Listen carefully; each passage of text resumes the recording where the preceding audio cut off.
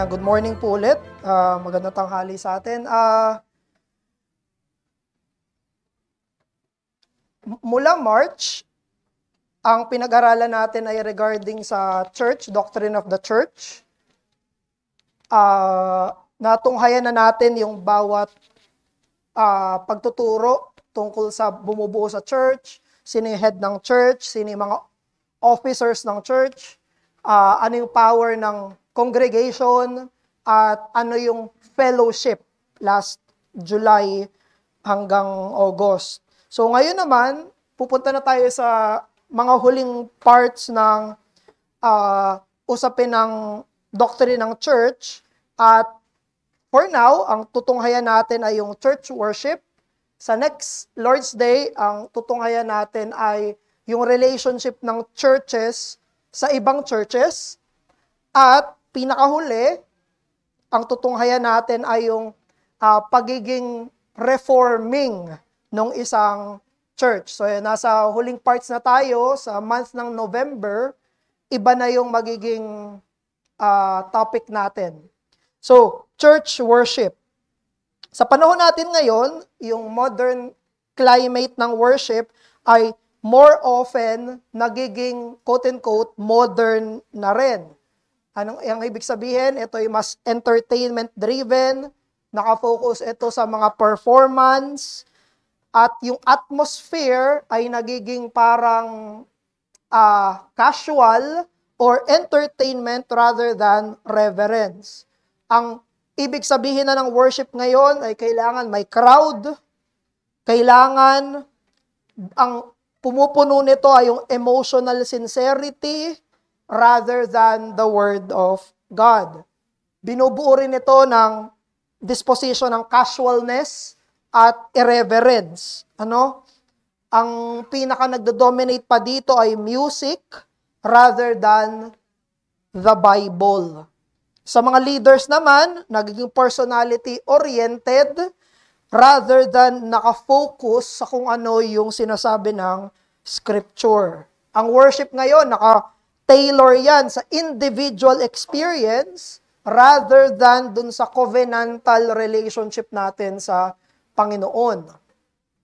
Kaya sabi nga ni Charles Colson, may reference akong nilagay dyan, na ang core theme ng modern church ay para iserve yung individualistic na consumerism natin. Yun yung panahon natin ngayon eh. Panahon tayo ng pagiging consumer. Consumers are king. Ang masusunod ay sila ng mga nagko-consume, nagbabayad. Business model na yung nangyayari. Therefore, ang tinawag ni I think kay Oswald Chambers ko nang narinig yon, pero kinote din dito ni Charles Colson, yung Mac Church or Mac Christianity. Parang MacDo na yung worship. Ang nagiging aim ng worship, support, not salvation, help, not holiness. Ang focus na ng church ay self-affirmation rather than confronting of sin. Kaya ito na yung tinatawag na therapeutic spirituality. Nung medyo nagre-reform pa ako, naririnig ko na yan eh. Yung moralistic therapeutic deism na tinatawag. So anong nagiging normal sa panahon natin ngayon, yung mga least demanding na churches, sila yung pinaka-in-demand. Yung least demanding churches, sila yung pinaka-in-demand. Saan ako pupunta kung saan may minimal accountability ako, pero I will get what I need. Makukuha ko yung gusto ko, makukuha ko yung kailangan ko, pero wala akong accountability. Ayan ay isang consumer choice mentality. Kung saan dati, ang center ng worship ay katotohanan, holiness, covenant faithfulness ng Diyos, na-refashion na siya sa panahon natin ngayon. Para ang i-prioritize ay ibang mga bagay. Kaya tutunghayan natin ngayon ay ano yung worship?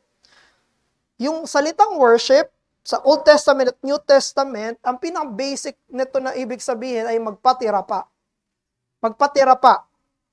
to serve, to work, to prostrate oneself, to bow down, to fall down, to kiss oneself, to kiss toward, or to minister.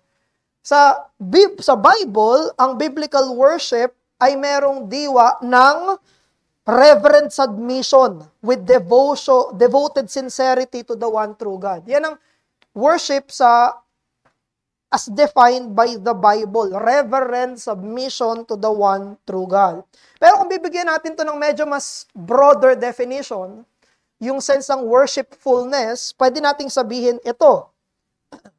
Worship is the glorifying, loving, fearing, trusting, and serving the one true God as He has revealed Himself in His Scripture, and doing so only in the way that He has commanded. Iba pa yung worship sa worshipfulness. yung diwa ng kagustuhan kong sumamba. Merong disposisyon ng pagsamba na karapat-dapat doon sa act ng pagsamba. Now, nasa usapin tayo ng church, ecclesiology, at ito yung sinabi ni Pastor Noel. Ang church is called first and foremost a worshiping community. Ito ang unang-una at pinakamataas na panawagan ng isang simbahan.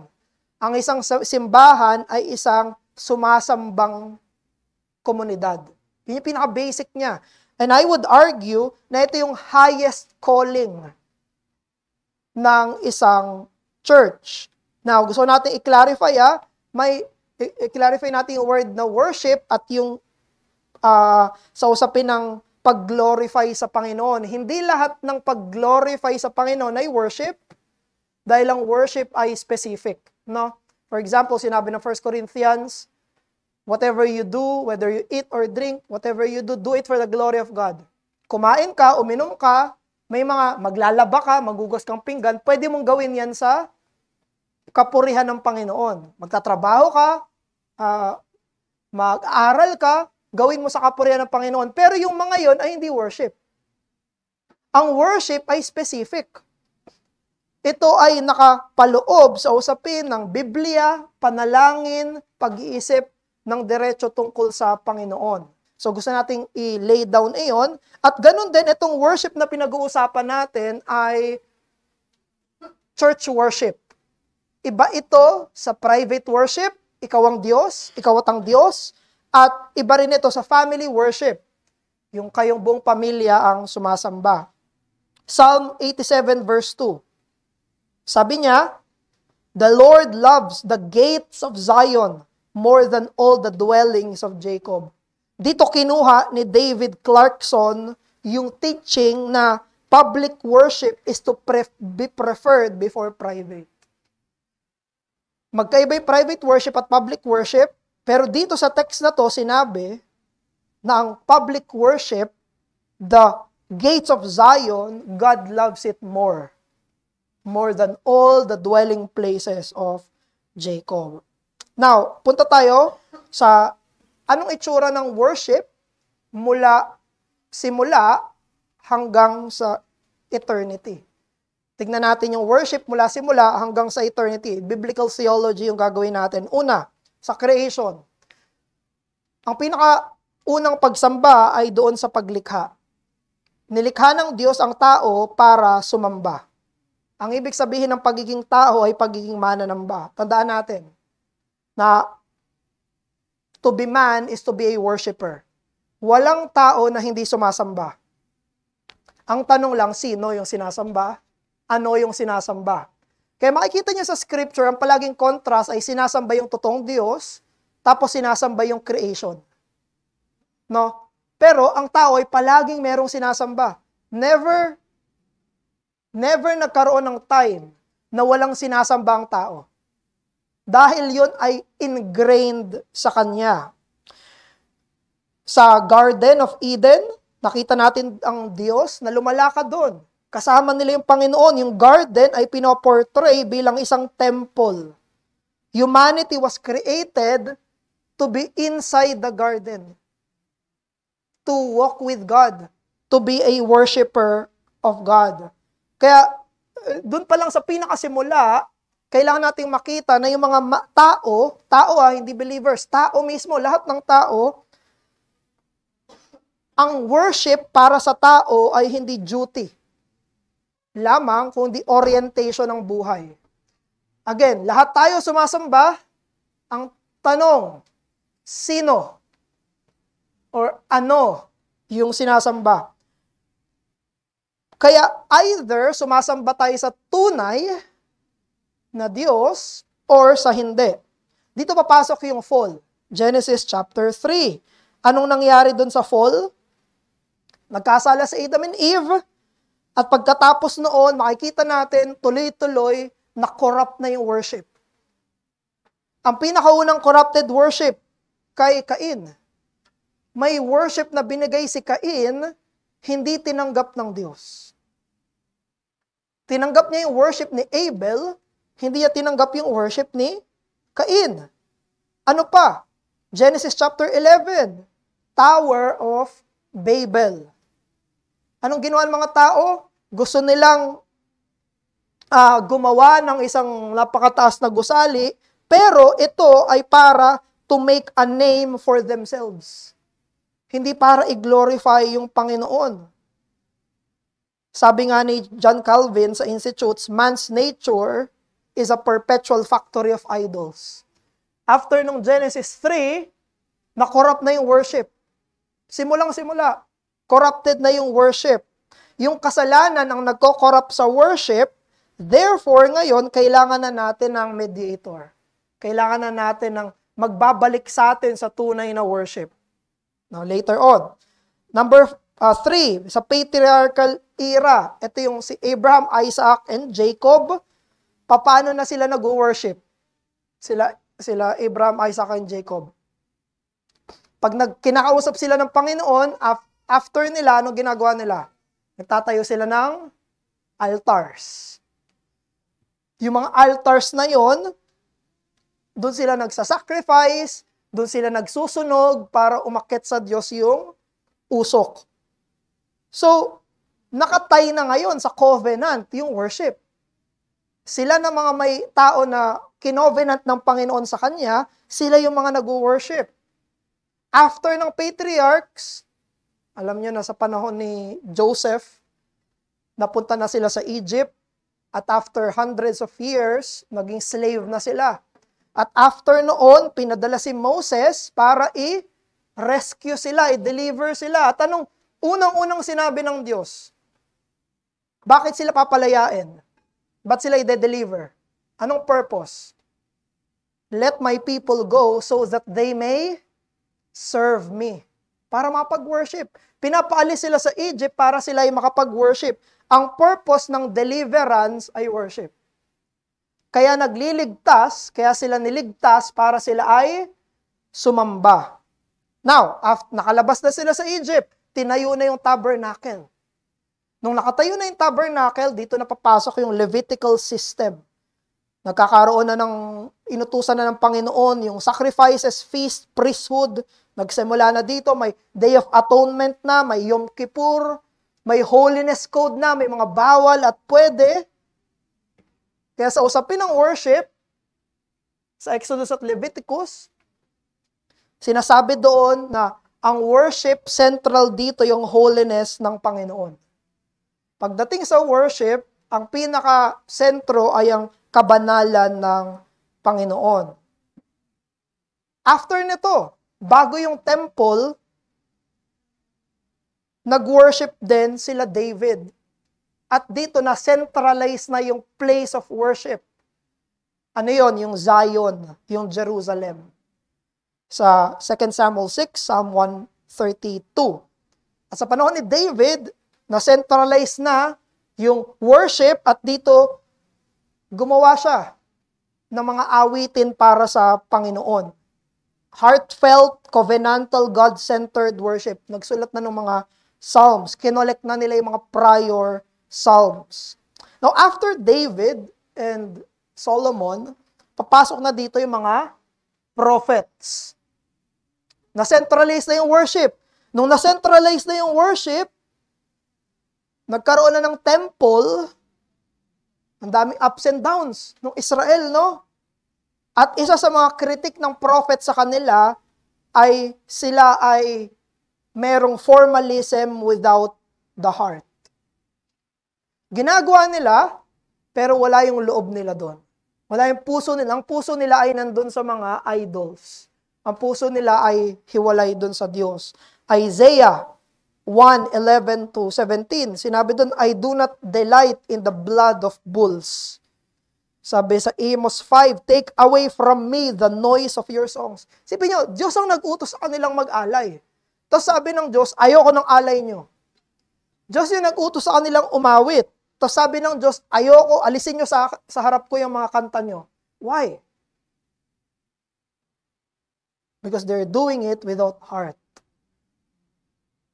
Yung mga ito ay mga panlabas lang na pagpapakita ng worship. Yung sinasabi ko kanina, may act of worship, may disposition ng worship. Yung puso nila wala doon. Doon sa pagsamba mismo. Kaya sabi ng Panginoon, wag na. San ba sinabi yun? I think Malakay yata.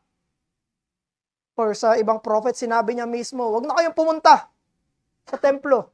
Sipin nyo, Nehemiah or Ezra or Malakay, sinabi niya, wag niyong bubuksan yung templo. Diyos mismo magsabi, wag kayong mag-church. Wag niyo nang bubuksan yan. Bakit? Kasi, wala yung puso nila doon sa pagsamba. Yun na yung sinabi sa kanila ng Panginoon.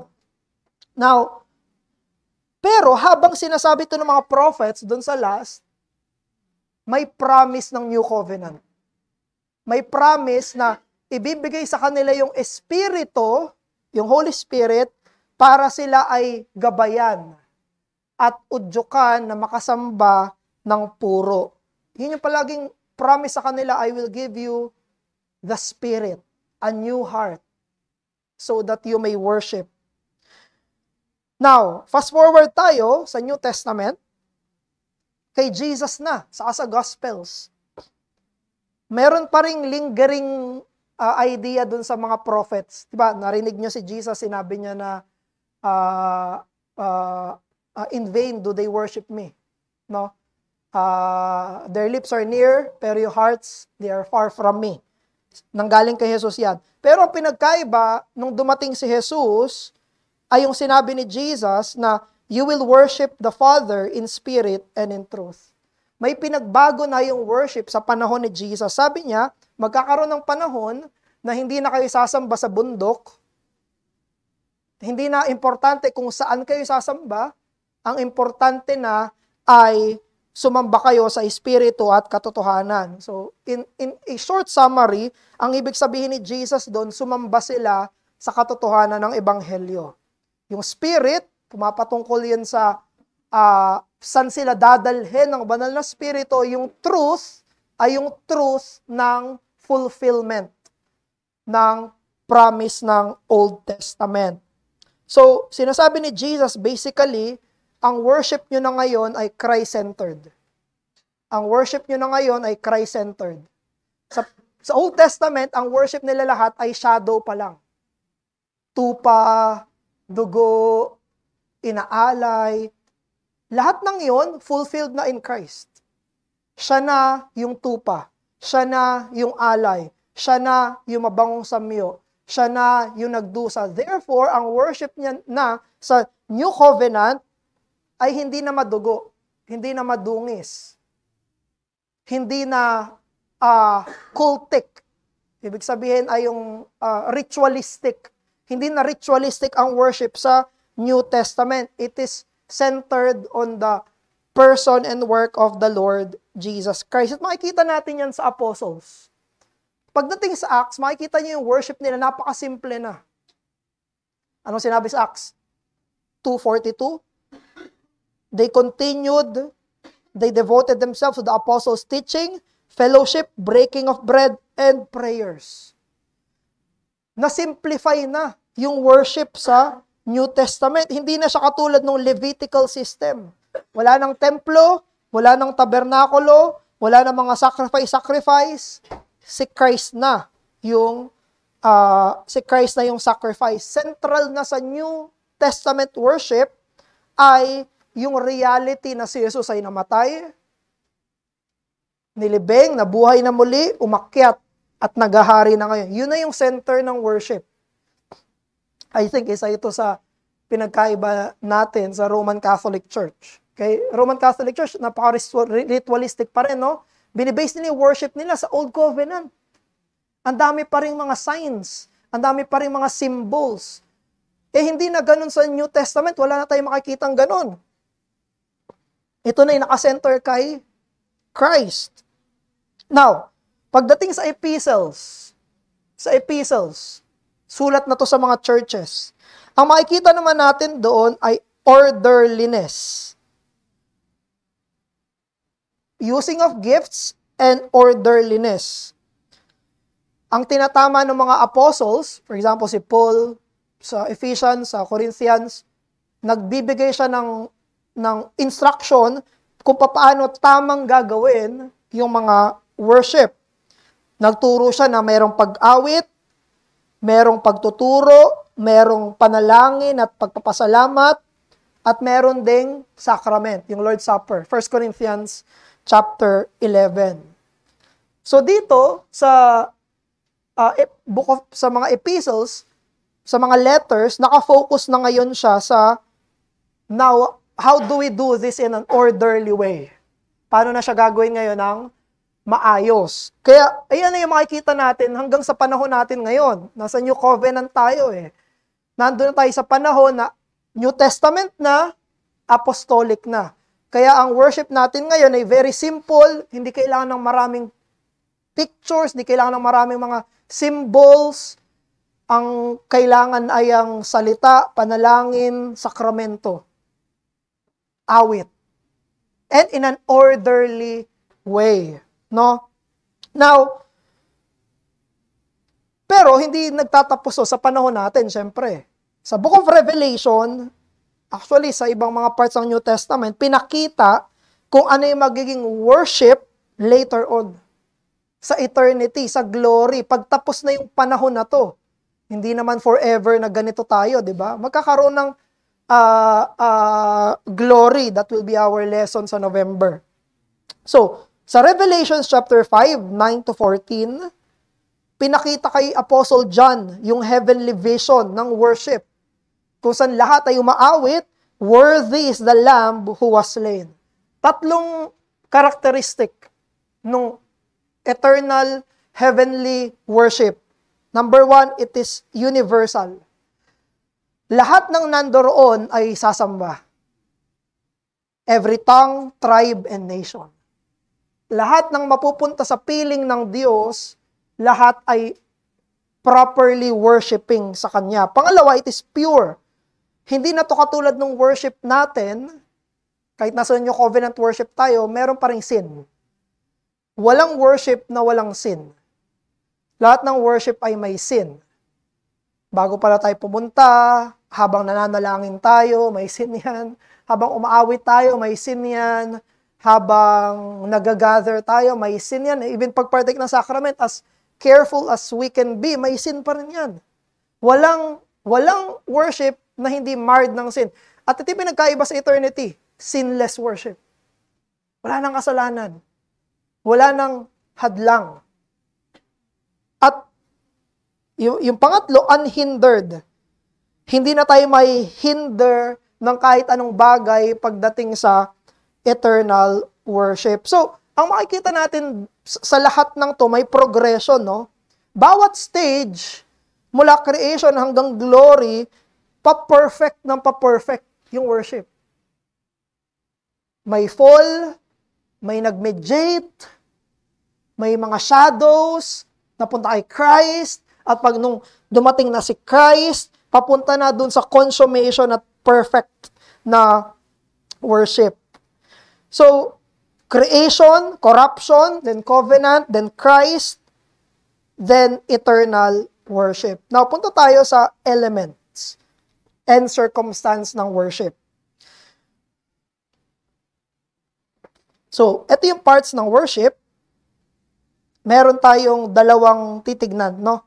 So, number 1, kailangan natin ma-distinguish yung dalawang iyon. Hindi ko na pala inano yung kisa. Okay na yan. Pagdating sa worship, meron tayong tinatawag na elements. Ito yung mga yung ginagawa sa pagsamba as commanded by the Bible. Tas pangalawa, yung circumstance, ito naman yung paano natin siya gagawin. So yung element ay kung ano lang yung mga inutos sa Bible. Ano-ano yon? Kailangan may Bible na binabasa, kailangan may Bible na pinipreach, kailangan may panalangin, kailangan may pag-awit, pagkanta, kailangan may sacraments, baptism and Lord's Supper, and meron ding offering. Tandaan natin sa usapin ng kung ano yung paraan ng pagsamba, hindi ito inopen ng Diyos sa kung ano yung gusto natin. Hindi pwede natin itong dagdagan, hindi natin ito pwedeng bawasan. Hindi natin pwedeng sabihin, next Lord's Day, gusto ko may ganito sa worship. Hindi. Ito yung part na hindi pwedeng galawin. Ito ay dapat nakakulong sa sinasabi ng salita ng Panginoon. And all of these elements are vital and worship itself. Alalahanin natin na yung mga nakalista dyan, lahat yon ay worship itself. Ang peak ng worship ay yung preaching.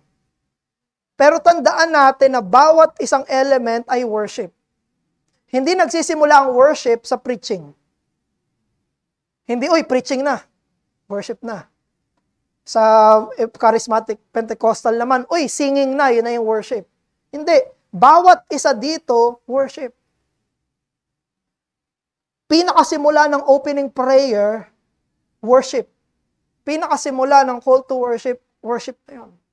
Hanggang sa magtapos sa panalangin. Of course, meron niyang hierarchy, ang peak ay ang preaching. Pero simula pa lang, worship na yun. So, kaya kailangan nating alalahanin iyon. Pangalawa ay yung circumstance. Itong circumstance naman ay paano gagawin yung elements. Ito yung practical details kung paano ito gagawin, sabi sa epistles, in an orderly manner. Yung circumstance, hindi ito worship. Yung elements worship. Yung circumstance, hindi. Pero, ang lahat ng paraan kung paano gagawin yung worship ay kailangan isi-serve yung purpose. Masisimplify, magagawa ng tama yung pagsamba. Ano-ano yon? Mga few examples lang. Kunyari, anong time magsisimula? Wala naman sa Bible yun. 5 a.m., 3 a.m., 7 a.m., tayo 9:30 a.m. It is up to Christian prudence and discernment. Sa dati kong church na hindi pa reformed, nung nasa may Angono, nag-start yung worship namin 6 a.m. Nasa Pasig pa ako, Angono yung church namin. Tapos, minove nung pastor namin. Anong oras na? 7. So, move nga natin, parang nalilate kayo sa 6 . So, kailangan dito ay Christian prudence. Pagdating sa time, place, saan tayo magmi-meet? Hindi yun worship, hindi yun part, hindi worship kung saan. Sabi nga ni Jesus, hindi na kayo sa bundok, hindi na importante kung saan. Pero, sa usapin ng worship, kailangan merong lugar. Hindi pwedeng walang lugar. Kailangan merong pagtitipunan saan. Prudence na naman. Kaya ang pinag-uusap yung mga churches, saan tayo mag-worship? Kailangan natin ng pinag-iipunan natin at pinag-pray natin yung chapel. Kasi yun ay circumstance. Para makapag-worship tayo ng maayos, ng orderly manner. Isipin nyo na lang kung kada Sunday, iba-iba tayo. Sunday dito, next time doon. Hindi orderly. Arrangement of seating, ganito. Sa New Testament ba ganyan yung sitang arrangement? Hindi Iba-iba.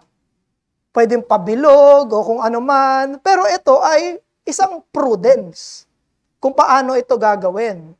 May isa kaming church na napuntahan na nakapaikot. doon sa pulpit, yung kanilang seating arrangement. It takes prudence. May mga napanood tayo sa online, may mga nakaupo sa likod ng pastor, di ba? Di ko alam, choir ba yun? Pero doon sila nakikinig ng worship, nasa likod sila. Prudence. Meron dapat discernment kung paano sa usapin ng worship. Anong gagamitin na Bibles? Printed ba? Digital ba? Prudence na naman. Kung paano ito gagawin. Wala sa Bible kung gaano karami ang ilaw. Wala sa Bible kung anong mic ang gagamitin. May mic ba? Wala.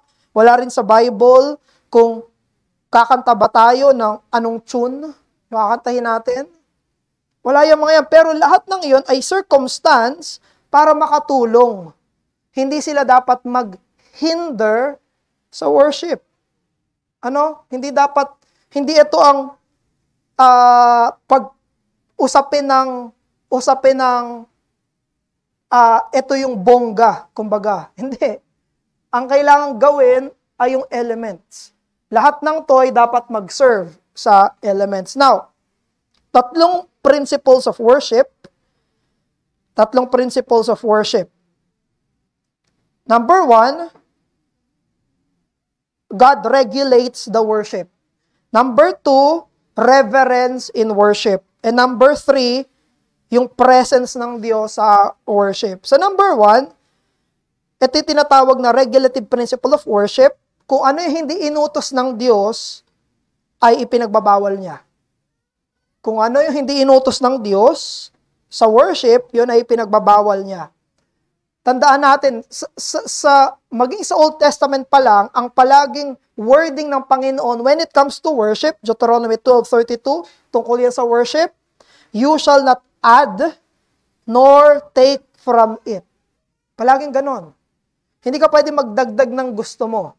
Isang example ay si Nadab and Abihu. Sila ay mga priests. Nag-offer sila ng strange fire sa Panginoon. Hindi ko alam kung bakit, di natin alam bakit.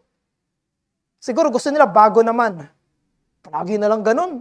Bago naman i-offer natin sa Panginoon. Ang ginawa sa kanilang Panginoon, pinatay sila. Walang nagawa yung tatay nila. Kasi nag-offer sila. Hindi tinatouch yung worship.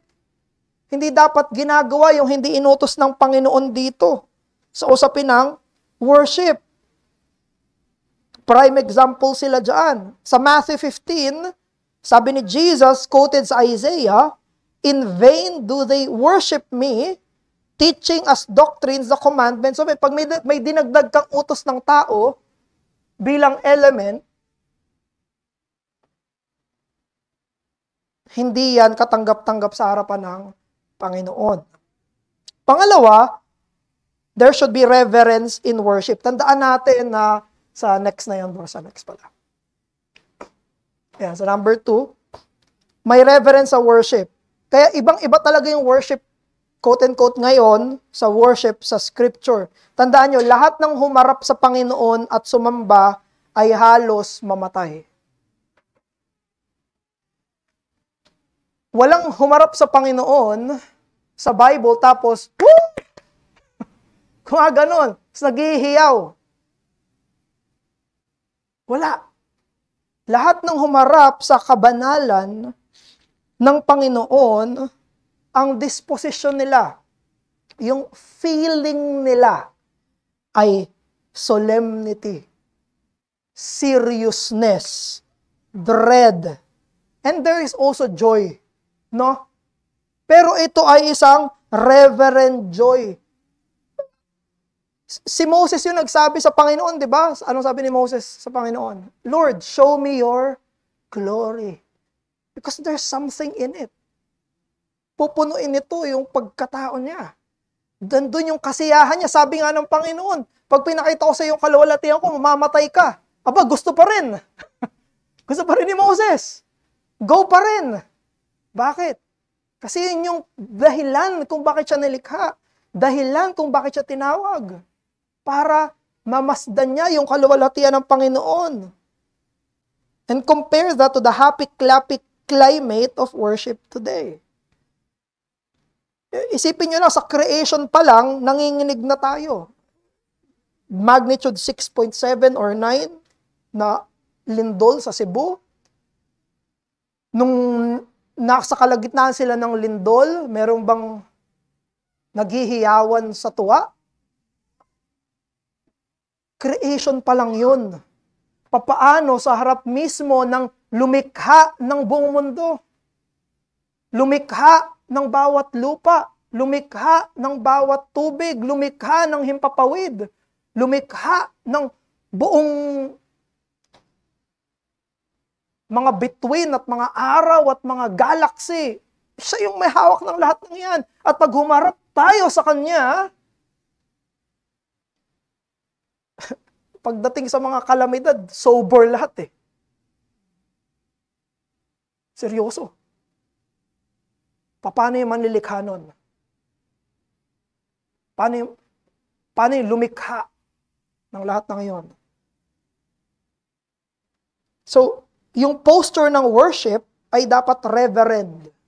Ibig sabihin, pinoprotektahan nito yung trivialization at pagiging entertainment-driven ng mundo. Gano'n naman tayo sa panahon natin. Entertainment-driven tayo, di ba? Ang ibig sabihin entertainment, yung casual. Casual. Yung madali lang, magaan lang. Yun ang entertainment eh. Pero ang worship ay hindi magaan at hindi mababaw. Ito'y mabigat at ito'y seryoso. Iba yun. At yung church dapat mag-resist doon sa drift toward consumerism, by recovering the worship as we are worshiping before the living God. But I want to balance, no? Yung soberness at seriousness na yon ay meron ding joy. Iyon ay seryosong kasiyahan, seryosong kagalakan. Psalm 101:2. Sabi sa Psalm 101:2, make a joyful noise to the Lord, all the earth. Serve the Lord with gladness. Come into His presence with singing. Sober, serious, pero merong kasiyahan.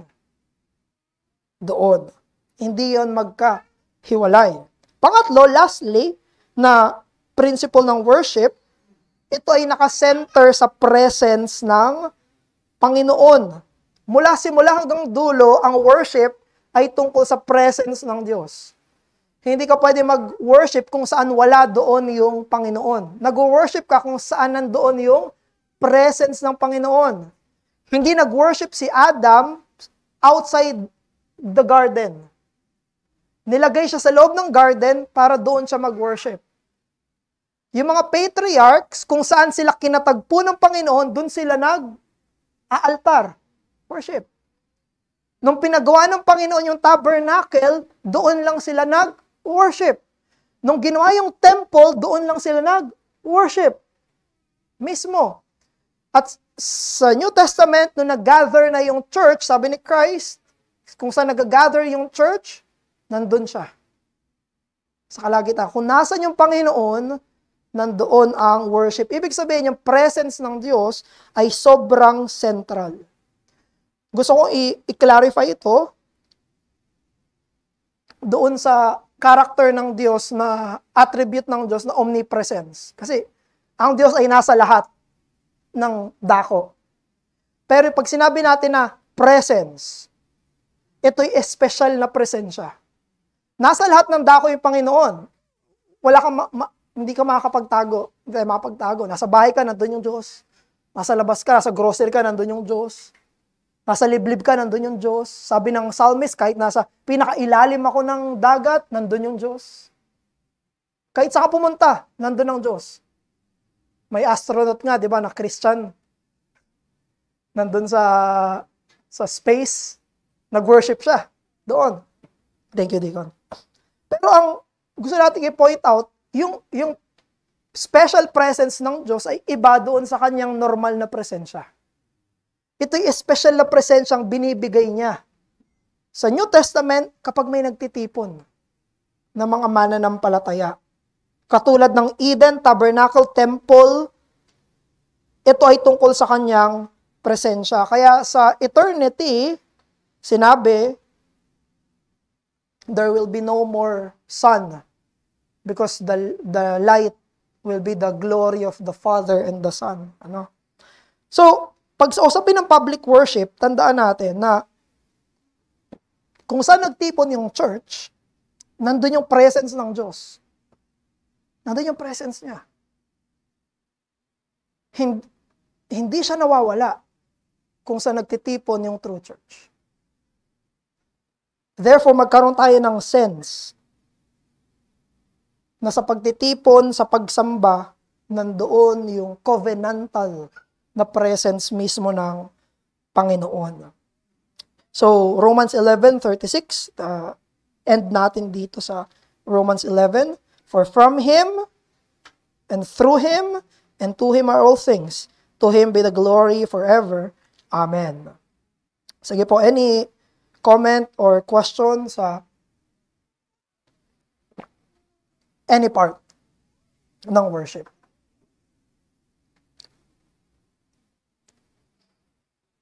Question or comments?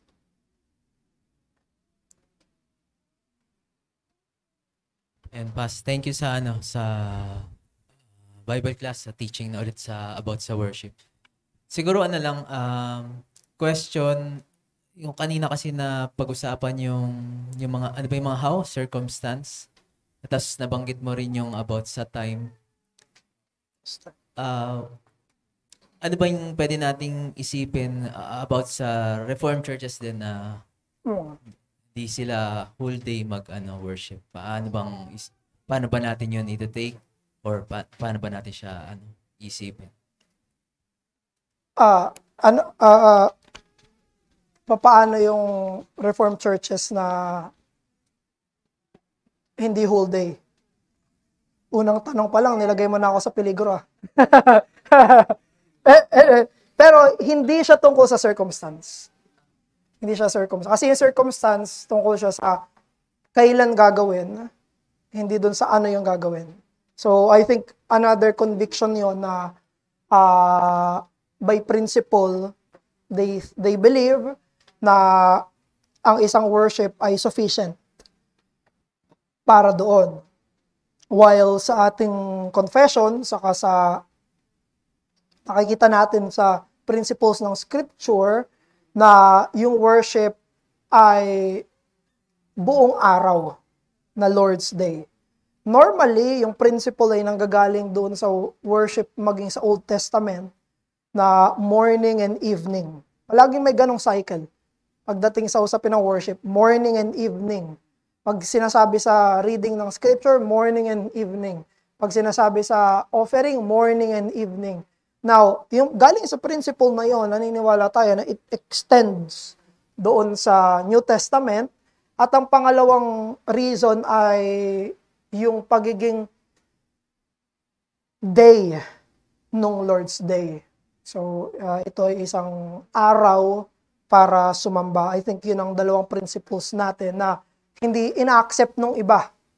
Kaya naniniwala sila na one worship service is enough. Pero I would give, syempre, to be fair, kahit yung may mga isang worship, whole day pa rin sila. Kasi they're usually doing their prayer meetings, Bible class, or other gatherings. Pinupuno pa rin nila yung araw.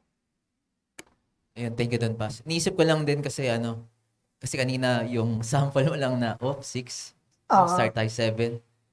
Wala lang, in-exceed ko lang, like, sige nga, mag-start tayo ng 11. Tapos, parang half day na rin yung dating. Pero yun, thank you doon sa sa clarification.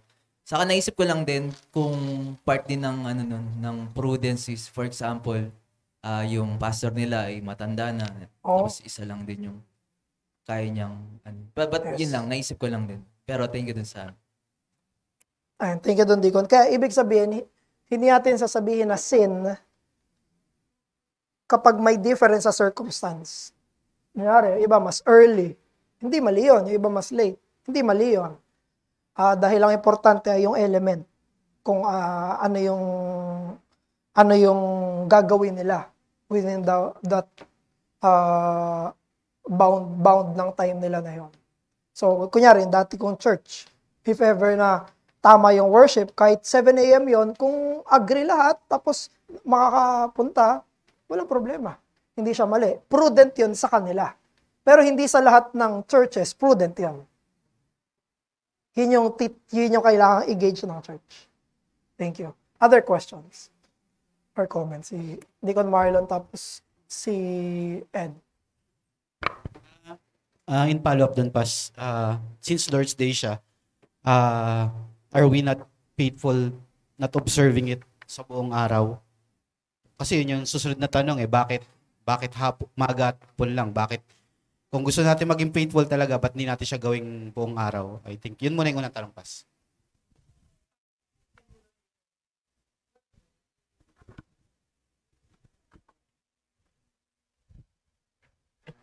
Thank you, Don Deacon. So, dyan papasok yung sinasabi nating argument kanina na morning and evening. So, based dun sa principle na yon sa Old Testament na we believe it extends doon hanggang sa New Testament, doon papasok yung idea na normally ay dalawa. Some churches sa England, tatlo. Tatlo. May gabi. Pero ang normal talaga dahil dun sa principle na yun ay dalawa. Isang umaga, isang gabi. Pero it does not exceed doon normally sa ganon. Yung worship yon sa worship proper ng church. Pero pagdating sa mga individual Christians, dito na papasok yung case ng conscience. How will you use the Lord's Day outside sa worship service? So it will take na sa Christian conscience na ibabound na siya ng Word of God, kung ano yung tama na paghiwalay sa araw na yon. How can I spend this day na separate at holy, na hindi siya unlike other days? So dito na papasok ang case ng conscience individually. Pero as a church, I think yun yung by principle, morning, evening. Kaya minsan kahit hapon ang tawag na vesper. Ang ibig sabihin ng vesper ay gabi. And ibig sabihin ng vesper ay evening. So, by that principle, doon siya nag-work. Follow up.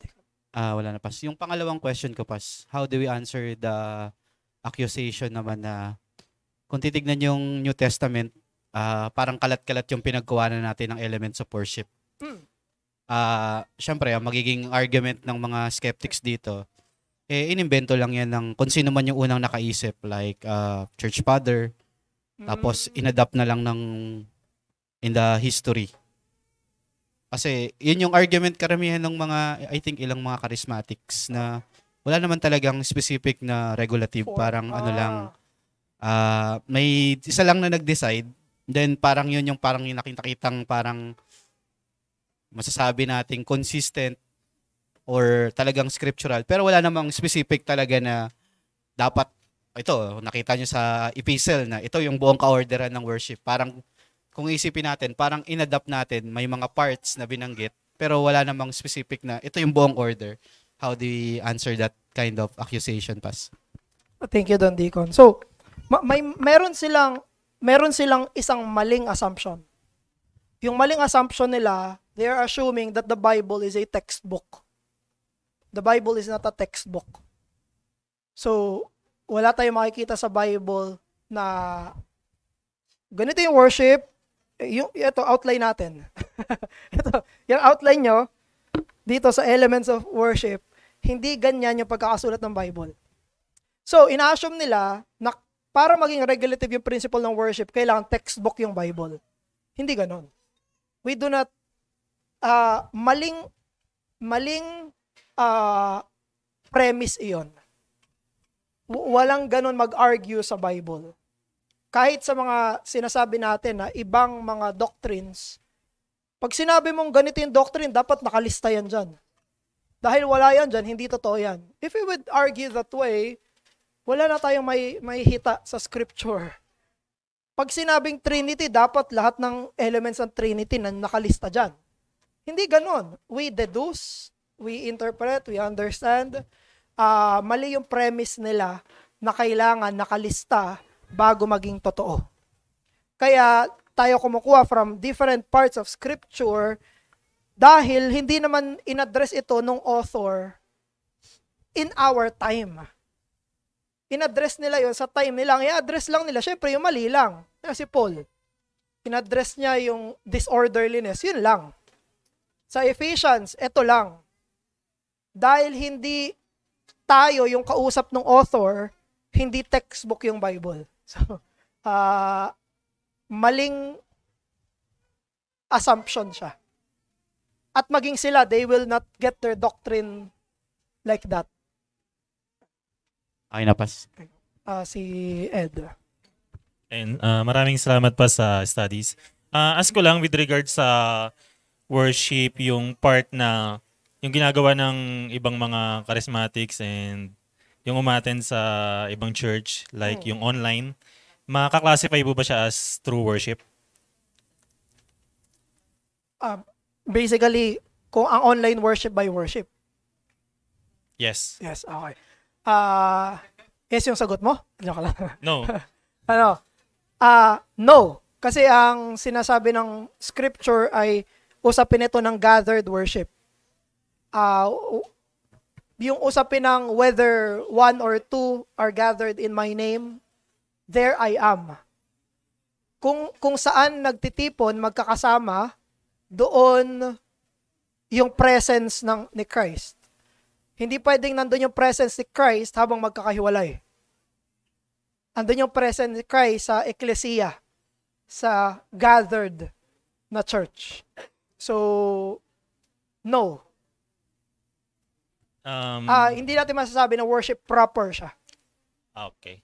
So, ibig sabihin pa yung nakaraan na parang ginawa natin before na online din, hindi siya makaklasify as true worship din. Something like that. Okay. Like yung sa pandemic before. Yes. Pero i-clarify natin na never nagkaroon sa ARBC na walang gathering. Marami hindi nakapunta. Pero walang time na hindi nag-gather. Yung pandemic, nandun kami kala Pastor Erdy. Kaladigan Arnel ngayon. May gathering doon. Walang panahon na hindi nag-gather. Thank Ikaw, you, hindi ka po. Joke lang. Hindi pa ako member. Wala ka pa noon. Hindi ka pa member. Other questions? Si Rose. Thank you pa sa study. Napaalalahanan muli ako na may thinking kasi kapag preaching lang yung worship. Yun pala yung start. Di na kami malilate pass. Yung question ko po, yung sa elements ng worship, paano po yung mga ibang churches na hindi nila talaga nasusunod yung lahat ng nakalagay dito? For example, parang natanong na to dati ni Sir Manny, nakalimutan ko lang po. Yung may truth naman sa preaching, pero yung siguro sobrang konti lang, yung sa prayer, at saka yung mga nag-a-add ng iba't ibang program sa worship nila. Masasabi ba natin na hindi sumasama o wala yung presensya ng Diyos doon kasi hindi naman nila sinusunod yung command ng Diyos sa scripture? Alright, thank you, Don Ro. So, mahirap ito i-gauge dahil specific siya. Pero, babalik tayo dito sa ano yung marks ng true church. Hanggat true church yung isang church, sasamahan sila ng Panginoon. Pero kapag hindi nila tinama yung kanilang mga ways, pwede silang maging synagogue of Satan. Yun yung nakalagay sa scriptures eh. May mga true churches, nagiging false churches. Nagiging synagogues of Satan. Dahil hindi sila nagpapatama sa Panginoon. Yung marks ng true church, kapag may preaching of the gospel, kapag may proper administration ng sacraments, at kapag may church discipline. May mga ibang reformers na nagsasabi, of course, ang pinakamahalaga, hanggat may gospel, ang preaching ay true gospel, yon ay true church. Now, ang problema pagdating sa worship, kapag hindi nila na-reform yon, pwedeng madamay at sila yung mag-de-escalate. Pwede silang maging false church. So, yun yung danger.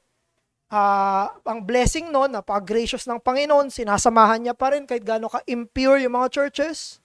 Actually, yun yung last teaching natin ngayong October, na palaging merong pwedeng ma-reform sa isang church. Walang church ang perfect.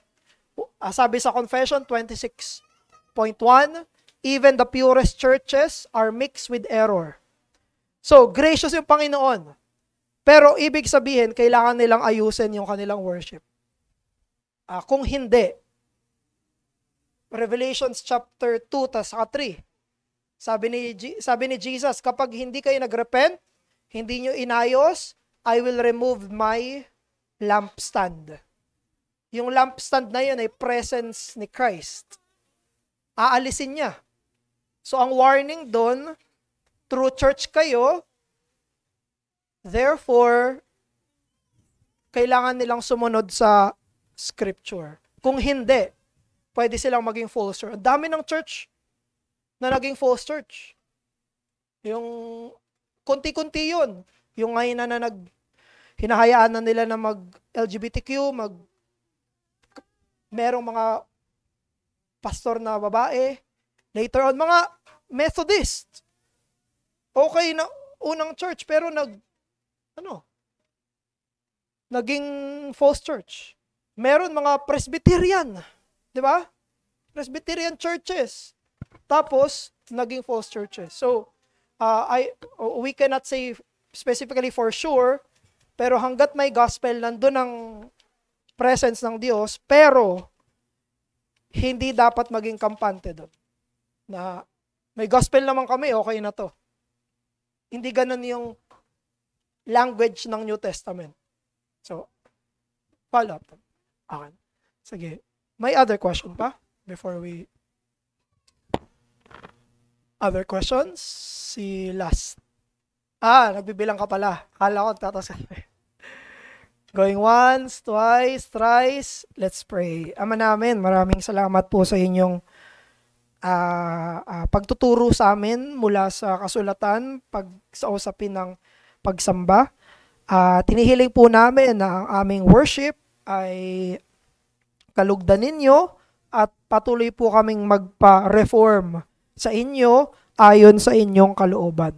At hiling namin, O Diyos, na ito po'y magpasariwa ng aming pangsimbahang pagsamba sa inyo.